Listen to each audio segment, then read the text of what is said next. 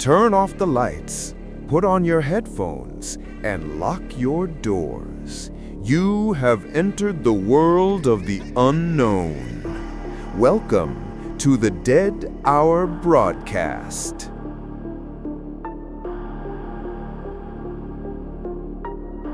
The rain didn't just fall, it assaulted the roof of Blackwood Manor. It was a heavy, rhythmic pounding that seemed to isolate the house from the rest of the world. David stood in the center of the grand hallway, his breath visible in the frigid air. The heating system had died in 1995, same as his great-uncle Silas, the man who had left him this decaying pile of bricks. David wasn't a believer in ghosts.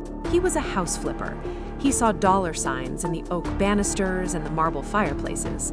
But even he had to admit there was a weight to the air here, a silence that felt attentive. He spent the first day clearing out the trash.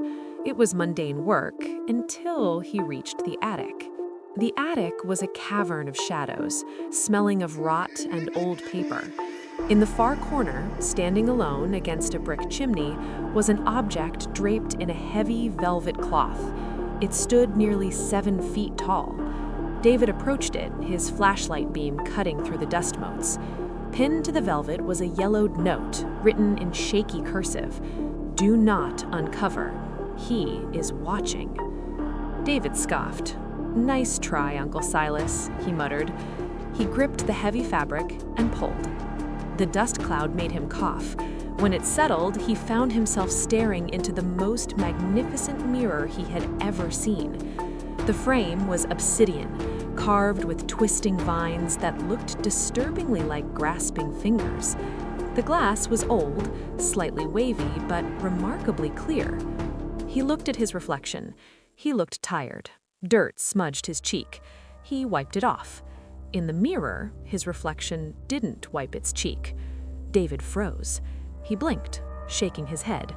Just a trick of the light, the wavy glass. He wiped his cheek again. The reflection mimicked him this time perfectly. "Get a grip," David whispered. That night, the storm worsened. The power, predictably, went out.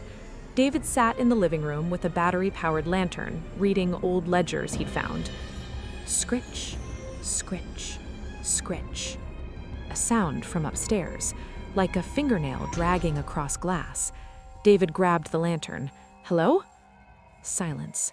He walked to the stairs. The darkness at the top seemed to swirl. He ascended, the wooden steps groaning under his weight. He didn't want to go to the attic, but the sound was pulling him. Scritch, scritch. He pushed the attic door open. The lantern light swung wildly. The room was empty, except for the mirror. David walked toward it. The glass was black in the dim light. He raised the lantern. There was his reflection. But something was wrong. In the mirror, the lantern was in his left hand. David looked down. He was holding the lantern in his right hand. A cold drop of sweat rolled down his spine. He moved his right hand. The reflection moved its left. It wasn't an imitation. It was an imitation, and it was getting it wrong. "What are you?" David whispered.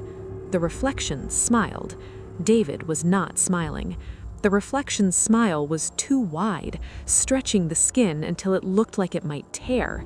Its eyes were dead, void of any humanity. Then the reflection spoke.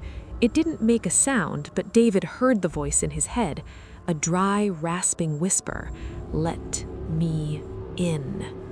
David stumbled back, dropping the lantern. It rolled, the light spinning, creating chaotic shadows. In the flashing light, he saw the reflection press its hands against the glass from the inside. The glass began to bulge outward like a soap bubble. David scrambled backward, his heels scraping against the floorboards. "No, no, stay back!" The thing in the mirror pushed harder. A hand, pale and wet, emerged through the glass, not breaking it, but passing through it like water. Then an arm, then a shoulder. David scrambled to his feet and ran. He hit the attic door, but it wouldn't budge, locked. He turned around. The figure had pulled itself halfway out of the mirror. It looked exactly like him, but wrong. taller, lanky, with that impossible ear-to-ear grin. "You have been outside so long, David. It's cold out there. Let's switch." The creature lunged. David screamed and grabbed a heavy iron poker from the fireplace set stored nearby. He swung it with all his might at the mirror. Crash! The sound was deafening. Shards of glass exploded outward. The creature vanished instantly. David stood there, panting, his heart hammering against his ribs. The mirror was destroyed, just jagged teeth of glass remaining in the frame. He laughed, a hysterical, broken laugh.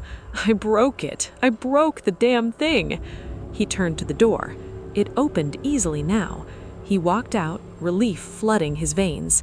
He went downstairs, grabbed his keys, and ran out the front door into the rain.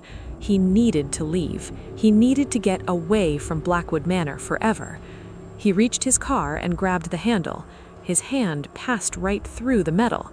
David froze. He tried again. His hand went through the car door like it was made of mist. He looked down at his body. He looked faded, gray. He turned back to the house. In the upstairs window, looking down at him, was David, a solid flesh and blood David. The entity was smiling that wide, terrible smile. It waved at him. David screamed, but no sound came out. He looked around. The rain was falling, but he couldn't feel it. The world was silent. He ran back to the house, to the hallway mirror. He looked into it. There was no reflection. And then he understood. He hadn't broken the creature.